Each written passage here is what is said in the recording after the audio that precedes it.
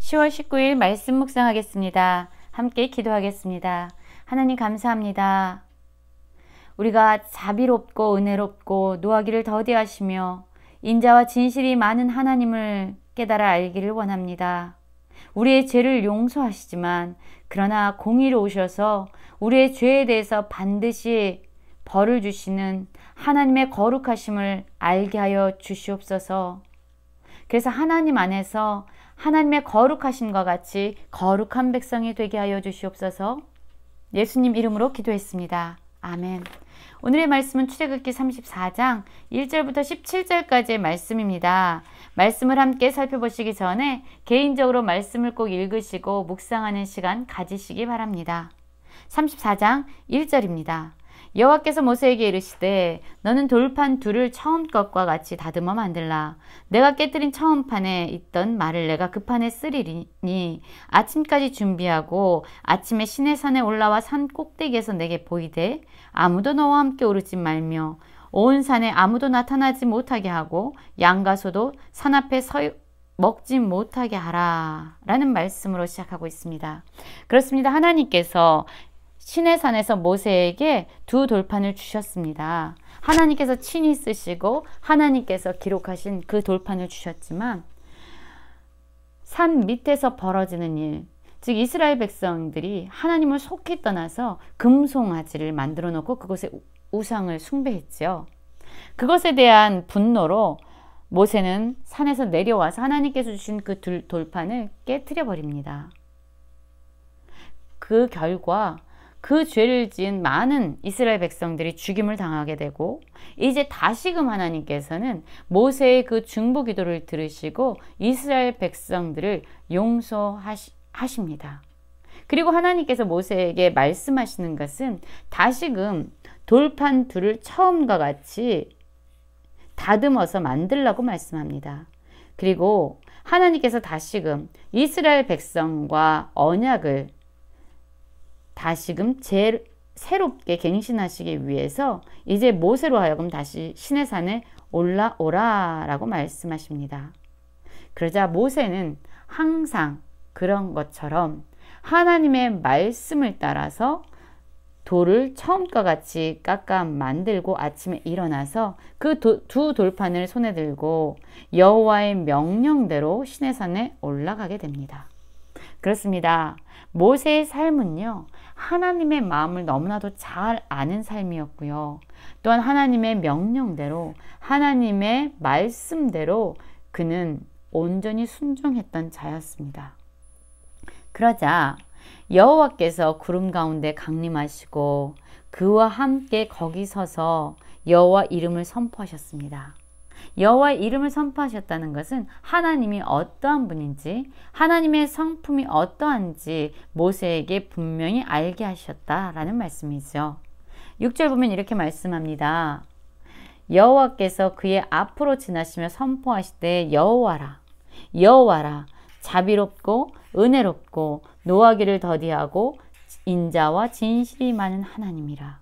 인자를 천대까지 베풀며 악과 가실과 죄를 용서하리라. 그러나 벌을 면제하지는 아니하고 아버지 악행을 자손 3, 4대까지 보응하리라 라고 말씀하고 있습니다.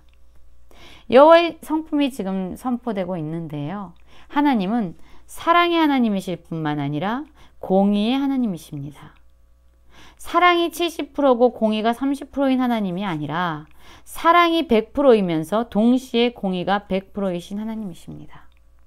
하나님은요, 죄인을 용서하시는 분입니다. 왜냐하면 그분은 자비롭고 은혜로우신 인자가 많으신 하나님이시기 때문입니다. 그러나 동시에 그 죄에 대해서 반드시 벌을 내리시는 분입니다. 그들의 악행에 대해서 자손 3, 4대까지 보응하시지만 인자에 대해서는 1000대까지 베푸는 하나님이십니다. 하나님은 왜 죄를 반드시 벌하시는 것일까요?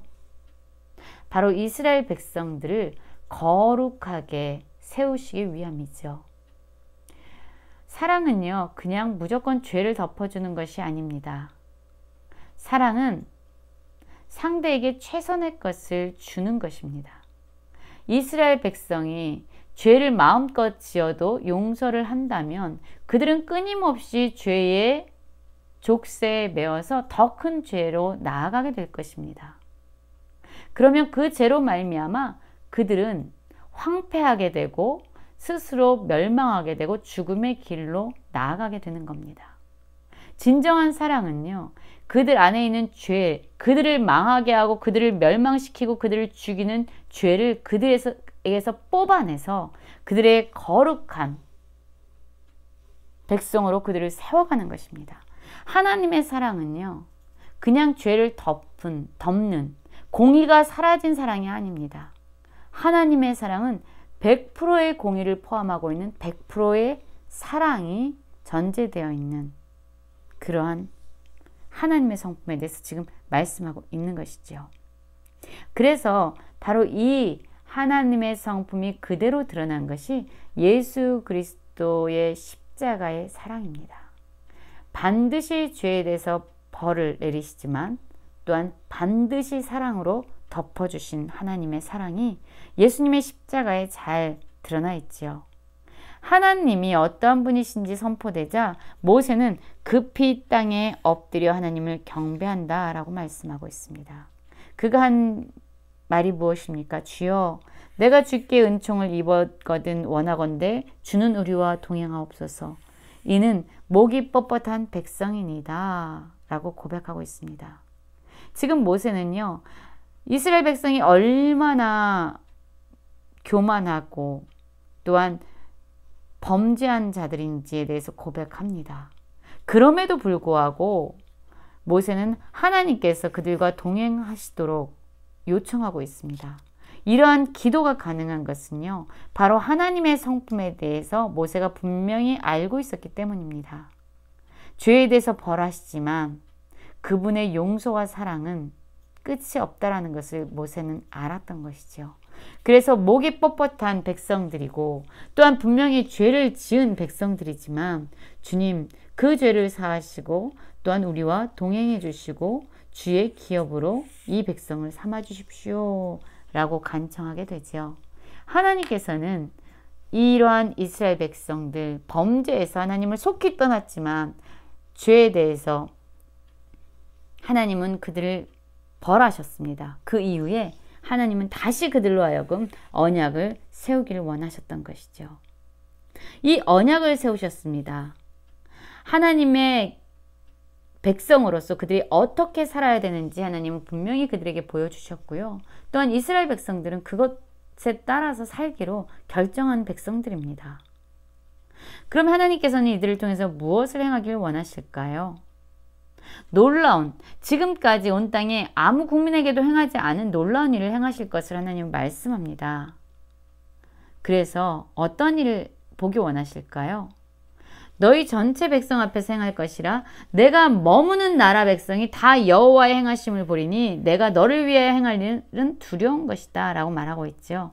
그렇습니다. 이스라엘 백성들로 하여금 놀라운 일을 행하게 할 터인데 그 일을 행할 때마다 이 이스라엘 백성이 머물고 있는 그 땅의 백성들은요, 이스라엘 백성들로 하여금 여호와의 행하심을 보게 되고 진정 그들을 통해서 하나님이 어떠한 분이신지를 깨닫게 될 것이다 라고 말씀하고 있습니다.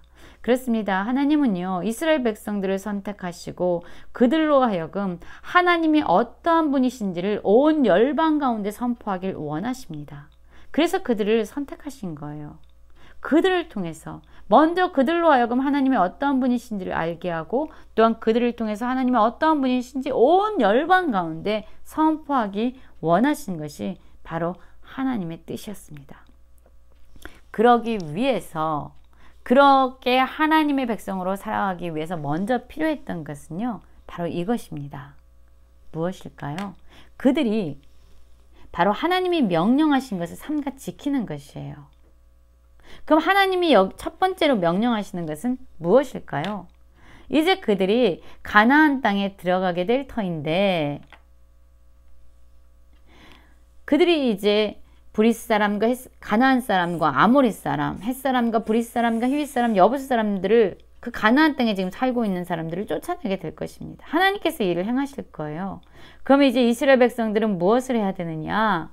그 땅의 주민과 언약을 세우면 안 된다라고 말씀합니다. 왜냐하면 그것이 이스라엘 백성을 붙잡게 되는 올무가 될 것이다 라고 말합니다. 가나안 땅에 있는 백성들이 섬기는 그 우상, 주상들을 깨트려야 된다고 말씀하고 있습니다. 아세라상을 찍어버리라고 말씀하고 있습니다. 그래서 다른 신에게 절하지 말고 오직 여호와 하나님께만 참된 예배를 드릴 것을, 제사를 드릴 것을 하나님은 말씀하고 있습니다. 다시금 그 땅의 주민과 언약을 세우지 말라고 말씀합니다. 왜냐하면 이 이스라엘 백성들은 이미 하나님과 언약을 세운 백성들이기 때문이죠.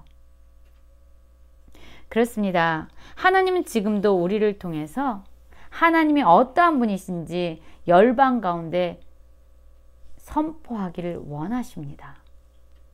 하나님은 100%의 사랑과 100%의 공의의 하나님이십니다.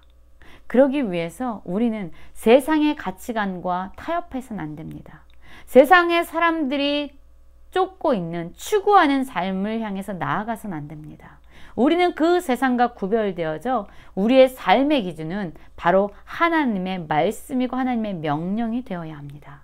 지금 우리의 삶은 어떻습니까? 세상과 타협하면서 세상이 추구하는 삶을 쫓아가고 있지는 않습니까? 세상이 원하는 것을 원하고 세상이 숭배하는 것을 함께 숭배하면서 살아가고 있지 않습니까?